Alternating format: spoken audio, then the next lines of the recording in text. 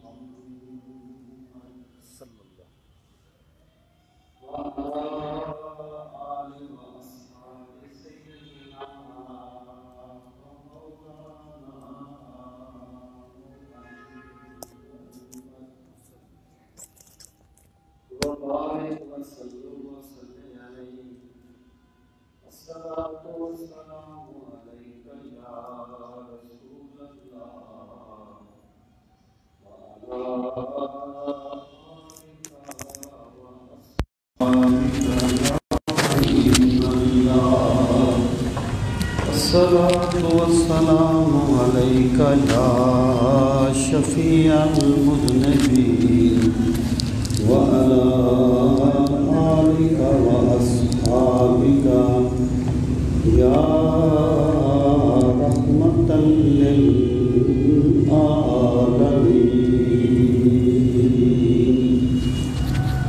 انتہائی عزت و احترام کے لائق قابل تکریم معزز و محترم سامعین کرام، آج میں جمعۃ المبارک کے اس بابرکت موقع پر جو گزارشات آپ کی خدمت میں پیش کرنا چاہتا ہوں، ان کا عنوان یہ ہے کہ خاندانی نظام میں مرد اور عورت کی حیثیت کا تعین کیا ہے۔ خاندانی نظام میں مرد اور عورت کی کیا حیثیت ہے، ان کے مقام کا تعین کیا ہے۔ سامعین محترم، جس طریقے سے دیگر مسائل میں جب لوگوں نے وحی الہی کی پیروی نہیں کی تو انہوں نے بہت سی ٹھوکریں۔ اللہ تعالیٰ نے اپنے انبیاء کرام کو مبعوث فرما کے انسان کی کامل رہنمائی فرمائی اور پہلے دن سے فرمائی۔ آپ اندازہ کیجئے کہ اللہ تعالیٰ نے جو پہلا انسان بھیجا اس کائنات میں، وہ حضرت آدم علیہ السلام ہیں، جو اللہ تعالیٰ کے پیغمبر ہیں، اور پیغمبر رشد و ہدایت کا علامتی نشان ہوتا ہے اور رشد و ہدایت کا منبع ہوتا ہے۔ اس سے یہ چیز ثابت ہوئی کہ اللہ تعالیٰ نے انسان کے لیے ہدایت کا سامان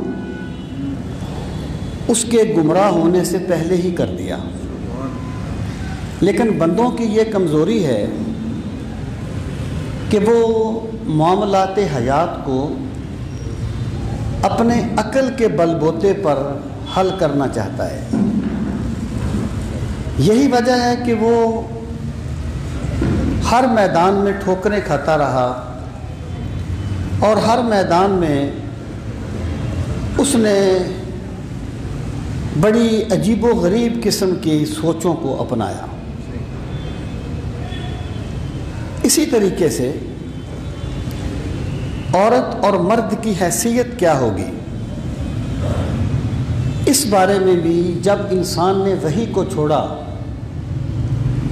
تو وہ بہت سی گمراہیوں کا شکار ہوا،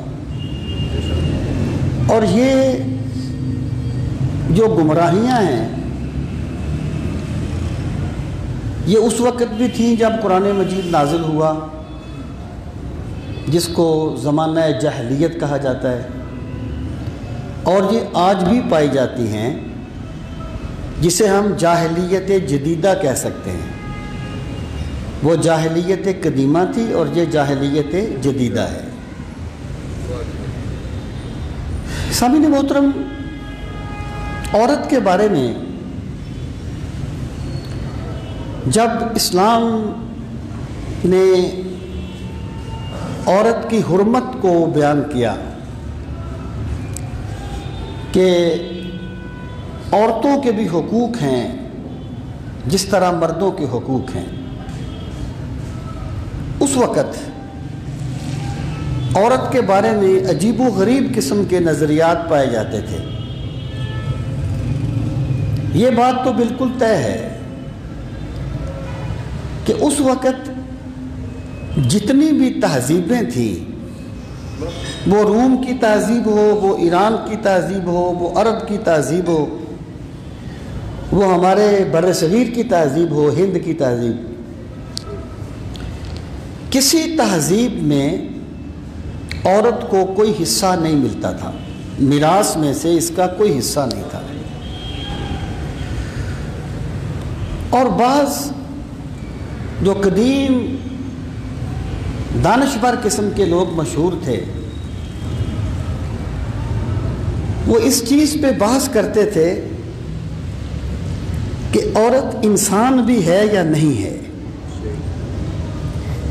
جس سال نبی کریم صلی اللہ تعالیٰ علیہ وآلہ وسلم نے نبوت کا اعلان فرمایا، اس سال جو فرانس کی اس وقت کی پارلیمنٹ تھی، ان میں یہ بحث ہوئی کہ کیا عورت انسان ہے؟ انہوں نے نتیجہ یہ نکالا کہ عورت انسان تو ہے لیکن عورت کا حق کوئی نہیں ہے، عورت صرف مرد کی خدمت کے لیے پیدا کی گئی ہے۔ اور اگر آپ ادھر ایرانی تہذیب میں جائیں گے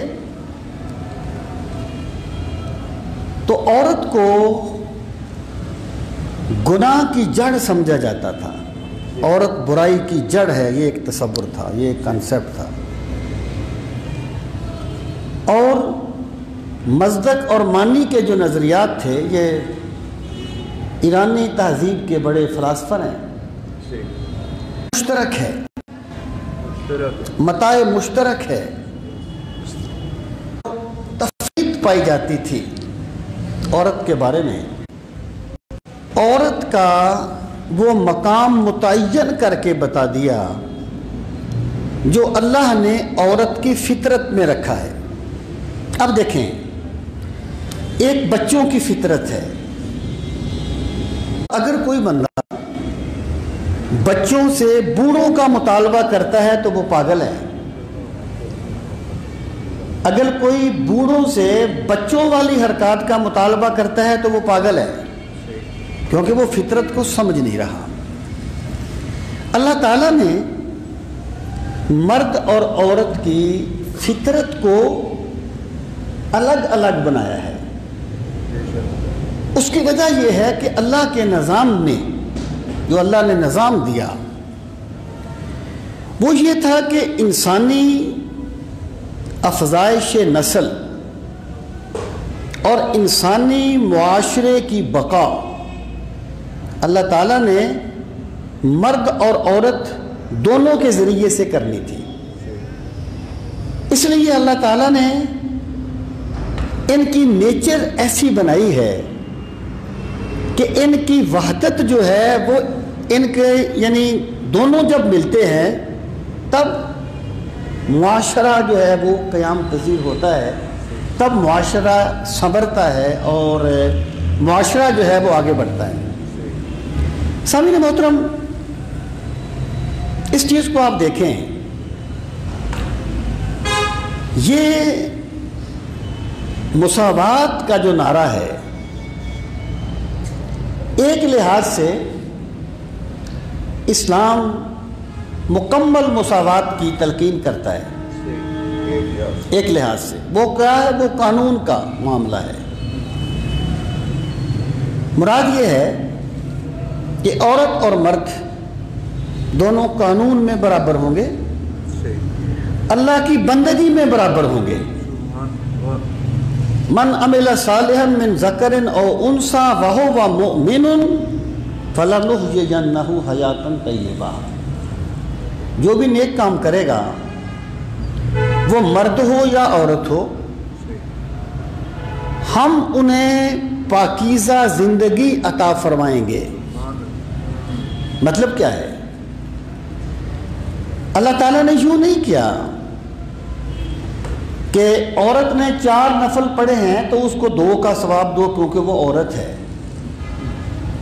اور مرد نے 4 پڑھے ہیں تو اس کو 4 کا ثواب دو کیونکہ وہ مرد ہے. اللہ پاک نے اس طرح نہیں کیا. اللہ تعالیٰ نے اپنی بندگی کے راستوں کو سب کے لیے کشادہ کر دیا اور سب کے لیے برابر کر دیا. لیکن اللہ تعالیٰ نے کسی عورت کو پیغمبر نہیں بنایا. اس کا مطلب عورت کی تحقیر نہیں ہے، اس کا مطلب عورت کی تذلیل نہیں ہے، اس کا مطلب عورت کی فطرت کو ملحوظ خاطر رکھنا ہے. عورت کی فطرت میں اللہ تعالیٰ نے شرم و حیا رکھی ہے، پاک دامنی رکھی ہے، ایک پردہ رکھا ہے. اب پیغمبر کا کام کیا ہوتا ہے کہ پیغمبر گلی گلی کوچا کوچا جا کے اللہ کا پیغام پہنچاتا ہے. عورت جو ہے وہ پیغمبر کی ماں تو بنائی گئی اور پیغمبر کی بیٹی بھی بنائی گئی،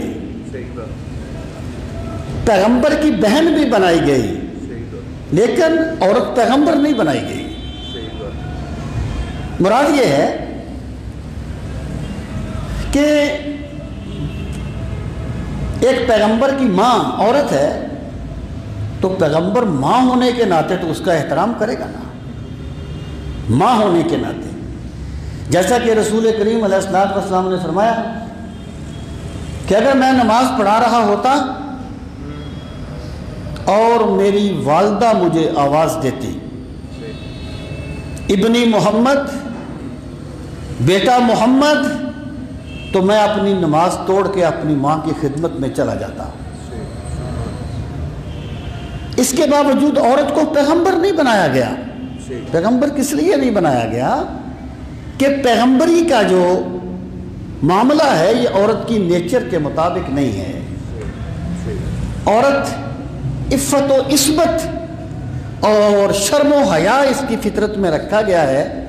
اس کی فطرت میں گلی گلی کوچا کوچا جا کے تبلیغ کرنا اور دعوت و ارشاد کا کام کرنا یہ عورت کی فطرت میں نہیں ہے. سامعین محترم، حضرت علی نے فرمایا تھا الجاہل اما مفرط اور مفرط، کہ جو جاہل ہوتا ہے نا وہ یا کسی چیز میں زیادتی کرتا ہے یا بہت کمی کرتا ہے، وہ اعتدال پر نہیں رہتا. اور اسلام ایسا مذہب ہے، اگر یہ کہا جائے کہ اسلام کے مزاج کو ایک لفظ میں بیان کرو، اسلام کے مزاج کو ایک لفظ میں بیان کرو تو وہ لفظ ہوگا اعتدال۔ اسلام کہتا ہے اعتدال کو لازم پکڑو، تمہارے جذبات بھی اعتدال پر قائم رہنے چاہیے، تمہاری عبادت بھی اعتدال پر ہونی چاہیے، تمہارا رزق حلال بھی اعتدال پر ہونا چاہیے۔ تم رزق حلال کمانے میں اتنے نہ ڈوب جاؤ کہ اللہ کی نافرمانی کرو اور دنیا دار بن جاؤ، اور عبادت کرنے میں اتنے مگن نہ ہو جاؤ کہ اللہ کے بندوں کے حقوق بھول جاؤ اور راہب بن جاؤ۔ اسلام کہتا ہے اعتدال کو لازم پکڑو، ہر چیز میں لازم پکڑو، یہ اسلام کا مزاج ہے۔ اسی طریقے سے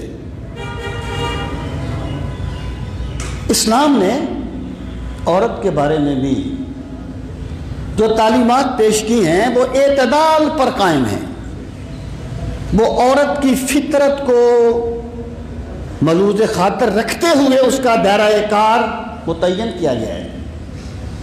اب دیکھیں، ایک چھوٹا بچہ ہے، ایک چھوٹی بچی ہے، آپ بچے سے کوئی چیز چھینے وہ لڑے گا آپ سے، اور بچی سے کوئی چیز چھینے وہ آپ سے وہ رو پڑے گی، اس کی نیچر ہے۔ یہ جو نعرہ ہمیں یورپ نے دیا نا کہ عورتیں مردوں کے شانہ بشانہ ہیں، یہ انہوں نے غیر فطری بات کی ہے، یہ فطرت کے خلاف جنگ کرنا چاہیے۔ اللہ تعالیٰ نے ان کا دائرہ کار مختلف رکھا ہے مرد کے دائرہ کار سے۔ سامعین محترم، اب میں جو آیہ کریمہ میں نے پڑھی تھی اس پر کچھ بات کرتا ہوں، پھر میں آگے آؤں گا۔ اللہ رب العزت نے عورت اور مرد کا دائرہ کار متعین کر دیا، اور پھر میں یہاں پر ایک بات کہنا چاہوں گا۔ ایک وہ بندہ ہے جو قرآن کو اللہ کا کلام نہیں مانتا، اس کو حق ہے وہ جو چاہے کہے، جب وہ مانتا ہی نہیں ہے ہم اس پر قرآن کی آیت کیوں پڑھیں گے؟ لیکن جو بندہ اپنے آپ کو اللہ کا کلام، اپنے آپ کو مسلمان بھی کہتا ہے اور یہ بھی کہتا ہے کہ میں قرآن مجید کو اللہ کا کلام مانتا ہوں، پھر اسے اپنی سوچوں کو قرآن کے تابع کرنا ہوگا، پھر وہ لفظوں کے ہیر پھیر میں قرآن سے بغاوت نہیں کر سکے گا، پھر اسے اپنی ہر چیز کو قرآن کی کسوٹی پر پرکھنا ہوگا۔ سامعین محترم، ابھی کل ایک جگہ پر ایک بات ہوئی، وہ صاحب کہہ رہے تھے کہ نجات کے لیے کوئی مسلمان ہونا ضروری نہیں ہے، نجات کے لیے بس یہ کافی ہے کہ ایک بندہ جو ہے وہ کسی کا حق نہ مارے اور وہ اللہ کو مانے اور آخرت کو مانے یا کسی نبی کو مانے، کیونکہ بہت سے یہودی بڑے نیک کام کرتے ہیں بقول اس کے، بہت سے عیسائی بڑے نیک کام کرتے ہیں، تو اگر ہم یہ کہیں گے کہ بھئی نجات تو صرف مسلمانوں کی ہے، اور تو پھر تو اتنے بڑی دنیا کے ایک حصے کو ہم یہ کہنا چاہتے ہیں کہ وہ جنت میں نہیں جائے گا۔ میں نے کہا بھائی پہلی بات یہ ہے کہ اللہ تعالیٰ قادر مطلق ہے، وہ چاہے تو ملحد کو بخش دے، ہمیں کیا اختیار، ہمیں کیا اس پر اعتراض ہے، وہ کسی کافر کو بخش دے ہمیں کیا، یہ اس کا کرم ہے، ہم اس کے کرم کی بات نہیں کرتے، ہم قانون کی بات کرتے ہیں۔ قانون یہ ہے کہ اللہ رب العزت نے فرمایا کہ من یبتغی غیر الاسلام دینا فلن یقبل منہ، کہ جو بھی بندہ اسلام کے سوا کسی اور دین کی پیروی کرے گا اس کی عبادت قبول نہیں کی جائے گی۔ اور رسول کریم علیہ السلام نے فرمایا کہ اگر آج حضرت موسیٰ بھی اس دنیا میں ہوتے تو میری پیروی کے سوا ان کی بھی نجات نہ ہوتی۔ میں نے کہا بھائی بات یہ ہے، بینگ مسلم، یہ بات کس طرح کہی جا سکتی ہے کہ اسلام کے لیے، نجات کے لیے مسلمان ہونا ضروری نہیں ہے؟ بینگ مسلم یہ بات قرآن کریم کی نصوص سے ٹکراتی ہے، اس لیے ہم اس کو نہیں مانتے۔ میں یہ عرض کرنا چاہتا ہوں کہ جو بندہ اپنے آپ کو مسلمان کہتا ہے اسے چاہیے کہ وہ قرآن کی نصوص کے ساتھ اپنی فکر کو نہ ٹکرائے۔ وہ یہ نہ کہے کہ زمانے کے تقاضے بدل گئے۔ جس رب نے قرآن نازل کیا وہ رب بہتر جانتا تھا کہ زمانے کے تقاضے کتنے بدلیں گے۔ اسی لیے جو ختم نبوت والی آیت ہے اس کا اختتام اللہ کے علم سے ہو رہا ہے، اللہ کی حکمت سے ہو رہا ہے۔ ما کان محمد ابا احد من رجالکم ولکن رسول اللہ وخاتم النبیین وکان اللہ بکل شیء علیما۔ کوئی یہ نہ کہہ دے کہ سرکار کی ذات پہ نبوت کا خاتمہ کر دیا گیا تو زمانے کے تقاضے تو بدلتے رہیں گے، تو پھر نبوت کیوں ختم کر دی گئی؟ نیا نبی کیوں نہیں آئے گا؟ اللہ پاک نے فرمایا میں ہر چیز کو جانتا ہوں کہ نبوت کب شروع کرنی تھی اور کب ختم کرنی ہے۔ اس لیے کوئی بھی فکر، کوئی بھی فلسفہ جو قرآن مجید کی نصوص سے ٹکرائے گا، کوئی کلمہ طیبہ پڑھنے والے مسلمان کو اس کو کوئی اہمیت نہیں دینی چاہیے، کیونکہ وہ قرآن کی بات پہلے مانتا ہے اور عقل کی بات بعد میں مانتا ہے۔ یہ جو عقل جس کو اقبال نے کہا تھا ایک دانش نورانی ایک دانش برہانی ہے، دانش برہانی حیرت کی فراوانی۔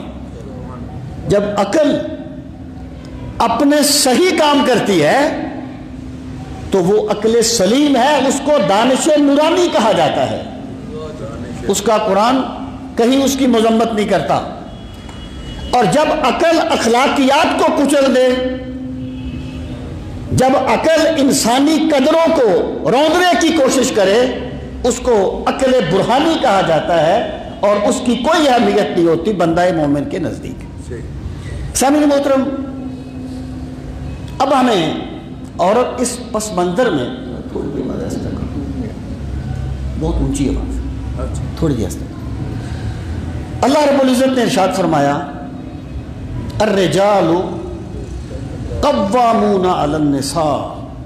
پہلی بات فرمائی، قوام کا جو لفظ ہے نا، یہ قیام وغیرہ سے نکلا ہے یا قوم، اس میں کھڑا ہونے کا مفہوم پایا جاتا ہے۔ الرجال قوامون علی النساء، اس کا مطلب یہ ہے کہ مرد عورتوں کے منتظم ہیں۔ گھریلو نظام میں دیکھیں سوال یہ تھا کہ بھئی ایک چھوٹا سا ادارہ ہے، اگر اس ادارے کا کوئی ہیڈ نہیں ہوگا، ہر بندہ ہیڈ بن کے بیٹھ جائے گا تو مجھے بتاؤ نظام چلے گا؟ نظام نہیں چلے گا۔ کوئی ایک اس کا ہیڈ ہوگا جو اس نظام کو چلائے گا۔ اب سوال یہ تھا کہ گھر کا جو نظام ہے اس میں گھر کی جو ریاست ہے چھوٹی سی، اس کا سربراہ کون ہوگا؟ مرد ہوگا یا عورت ہوگی؟ کون ہوگا اس کا سربراہ؟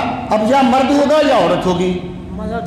تو اللہ رب العزت نے فرمایا کہ میں نے اپنے نظام میں مردوں کو سربراہ بنا دیا ہے عورتوں کا۔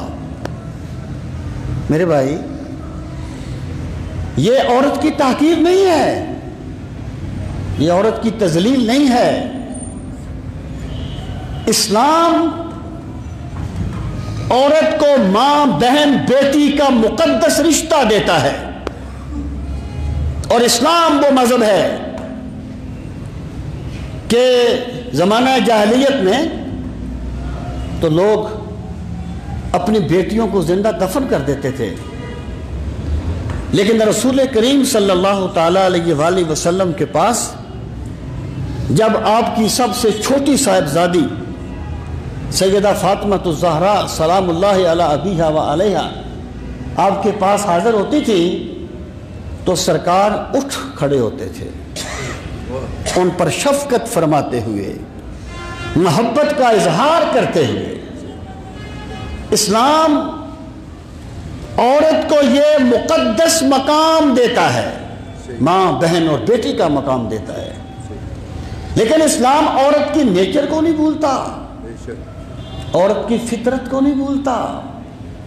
اسلام یہ کہتا ہے کہ اللہ نے جو مرد کی نیچر بنائی ہے، جو مرد کی فطرت بنائی ہے، اس میں اللہ نے سربراہ مرد کو بنایا ہے۔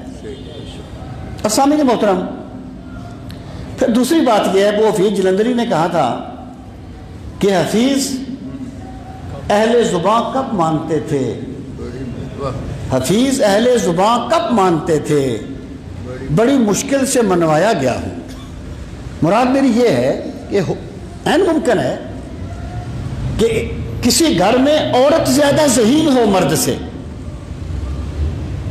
عورت زیادہ معاملات کو سمجھتی ہو،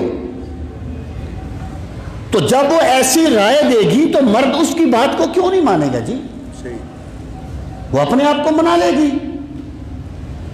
لیکن اللہ تعالیٰ نے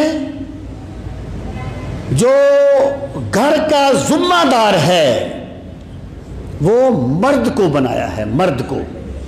اور پھر میں یہاں پر یہ بات بھی عرض کروں، یہ کہہ دینا نا کہ جی مردوں کو سربراہ بنا دیا گیا اور یہ تو مردوں کا معاشرہ ہے، یہ دراصل اللہ کے قرآن سے بغاوت ہے،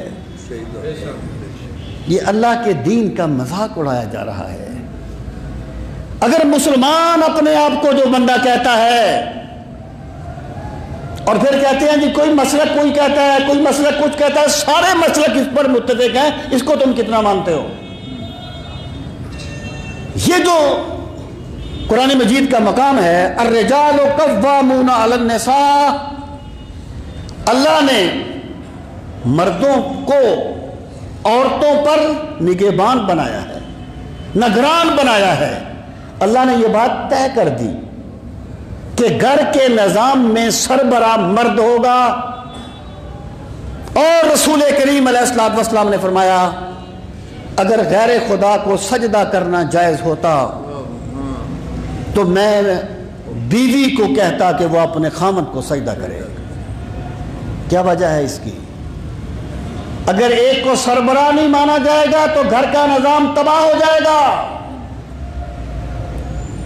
نظام اجڑ جائے گا۔ اور میرے نبی گھر کو بسانے کے لیے آئے ہیں، اجاڑنے کے لیے نہیں آئے۔ اور پھر یہ جو مقام ہے یہ صرف مرد کے لیے احساس تفاخر کا مقام نہیں ہے کہ وہ یہ سوچے کہ جی بس میں تو گھر کا سربراہ ہوں۔ سربراہ کا مطلب یہ ہے کہ اگر گھر میں کوئی اونچ نیچ ہوتی ہے تو کور مرد نے کرنا ہے،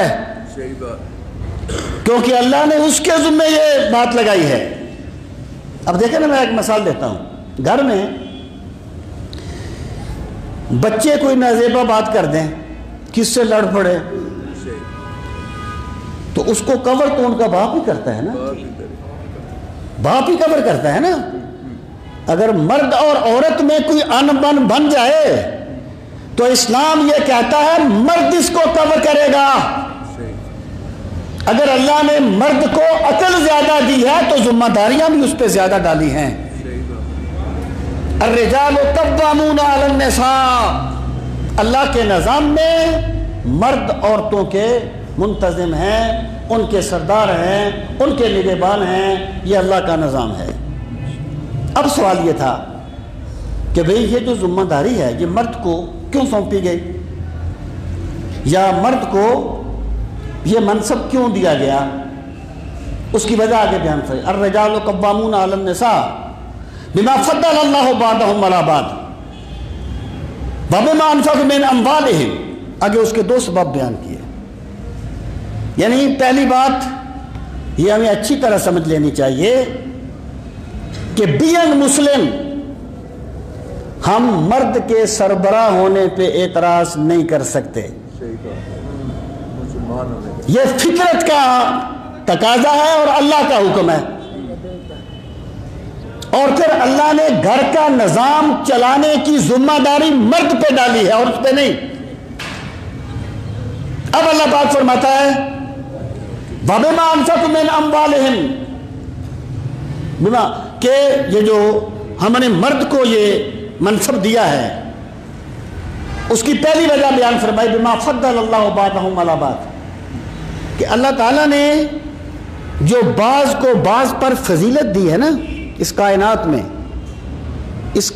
میں نہ سارے بندے یکساں ہوتے ہیں، نہ ساری جنسیں یکساں ہوتی ہیں، نہ آپ کے جسم کے اجزاء یکساں ہیں۔ انگلی بھی آپ کے جسم کا حصہ ہے اور آنکھ بھی آپ کے جسم کا حصہ ہے، لیکن جو آنکھ کی اہمیت ہے وہ انگلی کی نہیں ہے۔ آپ کا بازو بھی آپ کے جسم کا حصہ ہے، دل بھی جسم کا حصہ ہے، لیکن دل کا جو مقام ہے وہ الگ ہے۔ اللہ تعالیٰ نے اس کائنات میں جو ایک فضیلت کا اصول رکھا ہے، اس کے تحت اللہ نے مرد کو گھر کا نگہبان بنایا ہے۔ یہ اللہ کا فیصلہ ہے، اور اس سے پہلی ایک آیت ہے وَلَا تَتَمَنُّوا مَا فَضَّلَ اللَّهُ بَعْضَكُمْ عَلَىٰ بَعْضٍ، اللہ پاک نے فرمایا کہ جو اللہ نے تم میں سے بعض کو بعض پر فضیلت دی ہے اس کی تمنا نہ کیا کرو۔ اس کا یہ مطلب نہیں ہے کہ ایک غریب بچہ محنت کر کے افسر نہیں بن سکتا، یا کوئی مزدور محنت کر کے سرمایہ دار نہیں بن سکتا، یہ مراد نہیں ہے۔ تمنا اس خواہش کو کہتے ہیں جو پوری نہیں ہو سکتی۔ ایک بندہ سادات خاندان میں پیدا ہوا جو بڑا مقدس خاندان ہے، ایک بندہ کسی عام سے خاندان میں پیدا ہو گیا۔ اب عام سے خاندان میں پیدا ہونے والا بندہ یہ کہے یار میں سادات خاندان میں پیدا کیوں نہیں ہوا، وہ اللہ کے فیصلے پر اعتراض کر رہا ہے۔ اس کو منع کیا گیا کہ جو اللہ نے فضیلت دی ہے اس کی تمنا نہ کرو۔ یہی بات یہاں ہے، جو اللہ نے صلاحیتیں مرد کو دی ہیں وہ عورت کو نہیں دی۔ آپ نہیں دیکھتے کہ عورت بس میں کھڑی ہو تو کہتے ہیں یار لیڈیز کھڑی ہے، آپ اٹھ جائیں یہ بیٹھ جائے، ہوتا ہے نا، ایسا ہونا بھی چاہیے۔ عورت قابل احترام ہے، ہونا بھی چاہیے۔ اور کسی بھی جگہ پر آپ دیکھ لیں مردوں کی لائن لگی ہوتی ہے، عورتیں جو ہیں وہ لائن میں نہیں لگتی، کیونکہ یہ ان کی نیچر ہے، یہ ان کے مزاج کی نزاکت ہے۔ اگر مرد اور عورت جو ہیں وہ برابر صلاحیتوں کے مالک ہیں تو بتایا جائے کہ وہ مین بینک کا باڈی گارڈ، وہ مین بینک کا گارڈ یا کسی بھی ادارے کا گارڈ مرد کیوں ہوتا، عورت کیوں نہیں ہوتی؟ اس لیے یہ ہوتا ہے کہ اللہ نے مرد کو جو صلاحیتیں دی ہیں وہ عورت کو نہیں دی۔ ایک عورت گھر میں اکیلا رہتے ہوئے ڈرتی ہے، کیوں ڈرتی ہے؟ اس کی نیچر ہے۔ اللہ پاک فرماتا ہے پہلی وجہ یہ ہے کہ جو میں نے بعض کو بعض پر فضیلت دی ہے نا، اس وجہ سے میں نے مرد کو فضیلت دی ہے عورت پر، اور گھر کا نگران اور ذمہ دار اور سردار مرد ہوگا اللہ کے نظام میں، عورت نہیں ہوگی۔ اور دوسری بات پھر بیان فرمائی وَبِمَا أَنفَقُوا مِنْ أَمْوَالِهِمْ، اور اس لیے کہ مرد اپنے مالوں میں سے عورتوں پر خرچ کرتے ہیں۔ مطلب کیا ہو گیا؟ معاش کی ذمہ داری مرد کی ہے، عورت کی نہیں ہے۔ اسلام عورت کی سروس پہ اعتراض نہیں کرتا، لیکن اسلام اسے اس کا پابند بھی نہیں کرتا۔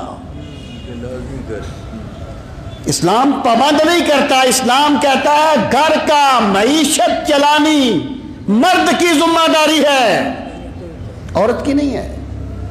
اگر کوئی عورت سروس کرتی ہے تو بسم اللہ کرے، اسلام نہیں روکتا، لیکن سروس کے درمیان عفت و عصمت کا خیال کرنا لازمی ہوگا۔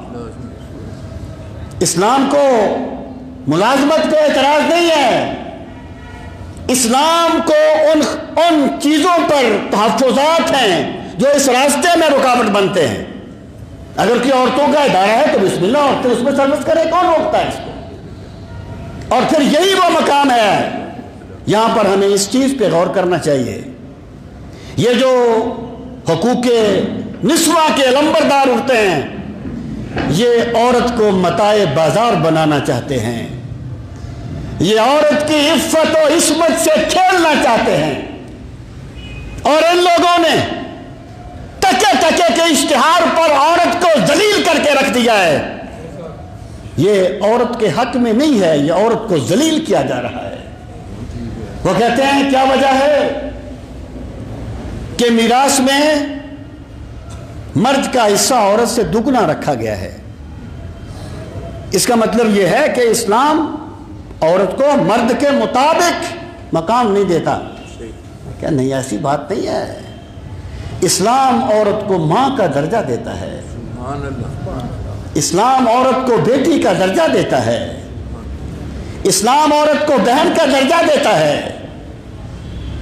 اور میرے پاک نبی صلی اللہ تعالی علیہ وآلہ وسلم نے جب آپ مرض وصال میں مبتلا تھے، آخری لمحوں میں یہ فرمایا تھا، لوگوں غلاموں کا خیال کرنا اور عورتوں کا خیال کرنا۔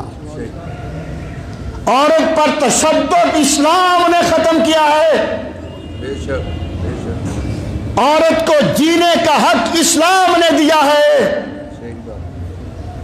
عورت کو اگر آج افریقہ کے جنگلوں میں کسی عورت کو میراث میں سے حصہ ملتا ہے تو یہ اسلام کا فیض ہے، تیرے باپ کا فیض نہیں ہے، یہ اسلام نے عورت کو مقام دیا۔ کہتے ہیں جی عورت کو حصہ برابر کیوں نہیں ملتا؟ اس لیے نہیں ملتا کہ معاش کا بوجھ عورت پر نہیں ہے، معاش کا بوجھ عورت پر نہیں ہے، مرد پر ہے۔ اور پھر عورت کو اپنے باپ سے بھی ملتا ہے، اپنے خامد سے بھی ملتا ہے، کبھی اس کا حصہ مرد سے بڑھ جاتا ہے، یہ الگ بات ہے۔ اللہ پاک نے فرمایا وَبِمَا أَنفَقُوا مِنْ أَمْوَالِهِمْ، کیونکہ مرد عورتوں پر اپنے مالوں سے خرچ کرتے ہیں، ان کی اس صلاحیت کی وجہ سے اللہ نے عورتوں پر مردوں کو نگران بنایا ہے، منتظم بنایا ہے، سردار بنایا ہے۔ سامعین محترم، اب یہ جو مقام ہے نا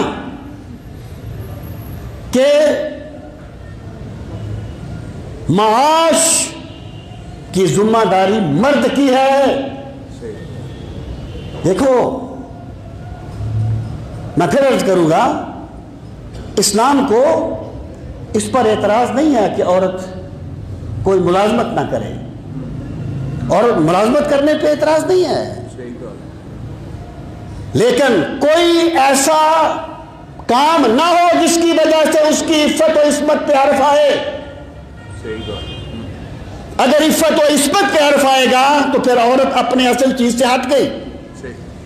اب قرآن مجید یہ کہتا ہے، یہ اللہ کا نظام ہے لوگوں، کہ گھر کا سربراہ مرد ہوگا، اس لیے کہ اس میں صلاحیتیں زیادہ ہیں۔ جب سوچنے کی صلاحیتیں، یہ جو قرآن نے کہا نا کہ دو عورتیں گواہی دیں، مجھے مالی معاملات کی بات ہے، میں اس طرف نہیں جانا چاہتا، دو عورتیں گواہی دیں، تو اس کا مطلب عورت کی تذلیل کرنا نہیں تھا، صحیح بات، اس کا مطلب عورت کی فطرت کو بیان کرنا ہے۔ اللہ پاک نے فرمایا ان تضل احداہما فتذکر احداہما الاخری، دو عورتیں اس لیے رکھی ہیں اگر ایک عورت بھول جائے تو دوسری اس کو یاد دلا دے۔ یعنی جب عورت جائے گی عدالت میں، اس کی فطرت میں ایک شرم ہے، ایک گھبراہٹ ہے، تو دوسری اس کو یاد دلا، دوسری عورت ہیلپر کے طور پہ جا رہی ہے، یہ نیچر ہے عورت کی۔ اب اللہ پاک نے فرمایا فالصالحات، قانتات حافظات للغیب بما حفظ اللہ. فالصالحات نیک عورتیں کون ہیں؟ نیک عورتیں. اور جو صالحات ہے نا، صلاحیت کا جو لفظ ہے یہ صرف نیکی کے لیے نہیں آتا. صالحیت کا لفظ صرف نیکی کے لیے نہیں آتا، یہ کسی چیز کی صلاحیت کے لیے بھی آتا ہے. یہاں اس کے دونوں معنی ہیں کہ نیک عورتیں وہ ہیں یا اصل میں قابل عورتیں وہ ہیں جن میں یہ چیزیں پائی جاتی ہیں. پہلی چیز کیا بتائی؟ قانتات، کہ وہ اپنے خامدوں کی فرما بردار ہوتی ہیں، اطاعت کرنے والی ہوتی ہیں. اور یہاں پر میں یہ بات عرض کروں، اصل اطاعت اللہ کی ہے، خامد کی ہر بات نہیں مانی